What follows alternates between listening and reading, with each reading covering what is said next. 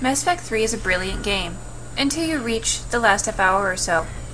The so-called ending of Mass Effect 3 is one contradiction and plot hole after another, filled with questions that are left to the fanbase to see, but no answers are given to any of them. I'm going to try and go over them with the least amount of speculation as possible. Forgive me if I indulge in a little bit for this first and most important point. This is the final scene before the credits start rolling. And the scene you can only get if you have over 4,000 effective military strength. Shepard taking a breath, apparently not as dead as the catalyst said our Shepard would be earlier. You can only get this scene if Shepard chooses to destroy the Reapers, option. In doing so, Shepard is warned choosing this will also kill him or her, since, thanks to Cerberus, Shepard is part synthetic. So why is Shepard alive? Many theories have been going around. One I really want to believe in is the indoctrination theory, which can explain why Shepard is alive, when clearly the catalyst says this cannot be possible. It was in Shepard's mind. Maybe. Of course, this is a theory and is yet to be officially confirmed or denied outright by BioWare. Only cryptic and vague responses have left fans guessing. So let's go on the assumption what we see is what we get from now on. The destruction of the mass relays. If BioWare intended to end the Mass Effect universe, destroying the mass relays is the perfect way to go. This effectively stops all intergalactic travel and brings a big block to continuing the story. Hence, no galaxy map. It also adds a feeling of finality. However, this finality is not the welcome kind to most. For it also creates a list of unanswered questions. With the mass relays down, how are the fleets Shepard gathered able to get home? If they weren't able to get home, what happened to them? The fate of the galaxy Shepard helped unite is frustratingly unknown. So even with the finality of the mass relays destruction, the unanswered questions cancel this out and are leaving fans confused and expecting more. Now onto the Catalyst, or Starchild, as many are calling him. Starchild is one big mystery after another. One thing I would like to point out is how Starchild introduces himself. At first he calls himself I, singular, an individual and the controller or creator of the Reapers. Okay, that is fine. However, later he starts referring to himself as us, meaning the Reapers. Is Starchild a Reaper? Or not? Okay, this is a small thing, but still not very consistent. Now his reasons for the Reaper's existence. His solution to chaos. Synthetics will always rebel against their creator. So this idea is to create his own synthetics to harvest organic life before their synthetics destroy them, allowing them to ascend to a Reaper form, in essence, saving them. Okay, this is all well and good. But the main bone fans are picking with this is that Shepard accepts what the kid tells him or her. Shepard doesn't influence or sway Starchild in the least, other than the mere fact Shepard there is apparently enough for Starchild to say his solution is no longer working. I ask why. How does Shepard being there put a wedge in his original reason for wanting to harvest organic life? This is, of course, not explained. Or not explained very well. He does go on to explain his new solutions, however vaguely, to Shepard, who is the lucky soul, to choose which one to take. Now, this is where things get tricky. Solution 1. To destroy the Reapers and all synthetic life. Destroying the Reapers has always been Shepard's goal since the beginning. However, it would cost the death of the Geth and likely EDI as well.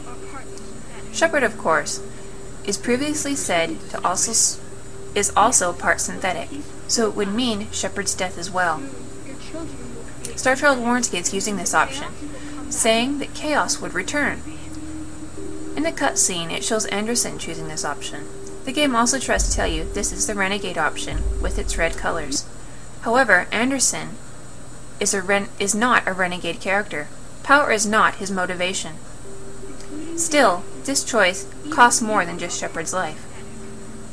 According to Starchild anyway, this is the only option where Shepard can live. If you have over 4,000 military strength anyway. Second option is control of the Reapers. The very thing the elusive man was trying to get throughout the whole game. This option Starchild seems indifferent about, and doesn't warn of any negative effects it could have, other than Shepard. To do this, he or she would have to give all that she is to do it successfully. Shepard would die, but Starchild insists the Reapers would do what Shepard wanted. Could this mean Shepard becomes the Reapers? Of course, this choice also has the same contradiction as the other. Control is blue, the color of Paragon, so the game is trying to tell you this is the good option. Yet, the elusive man is anything but a Paragon character, willing to do horrendous things to achieve his own ends, for power, control. Then there is synthesis in the middle, the merge of organic and synthetic life. Creating a new DNA, Starchild seems particularly leaning towards this one, this being the final stage of evolution in life. Like the control option, Shepard must dissolve his or herself into the Crucible's beam. Starchild explains that for this to work, the Reapers and Organics would need each other, and it would in fact bring peace. Shepard seems to accept these each resulting in his or her own death, and possible others, and the destruction of the mass relays, which could have untold consequences all over the galaxy. Shepard doesn't question anything Starchild says, and is left to choose the new solution. To many fans' disappointment, what you choose is basically the same ending with a few minor tweaks here and there. So in a nutshell, an explosion from the Citadel, of red, blue, or green, goes throughout the relays, destroying them throughout the galaxy. Now we come to another point. Joker is flying the Normandy in FDL speeds, meaning he has gone through the mass relays not long before the beam hit. The beam soon catches up with the Normandy and causes it to crash. It apparently crashes on a planet somewhere, we are not told where. The occupants of the Normandy emerge, seemingly looking to enjoy the view of the planet they crashed on. Many are asking why Joker fled in the first place, and why the crewmates who are with you on Earth are now on the Normandy. We know nothing about the fate of your non-teammate crew, or really what the situation is like on Earth. Again, many questions that are not answered. After the credits end, we are treated with the scene of a man and child stargazing. They speak how Shepard is a legend, and how they have yet to go to the stars. The child asks for another story about the Shepard, and the older man agrees to tell one more story.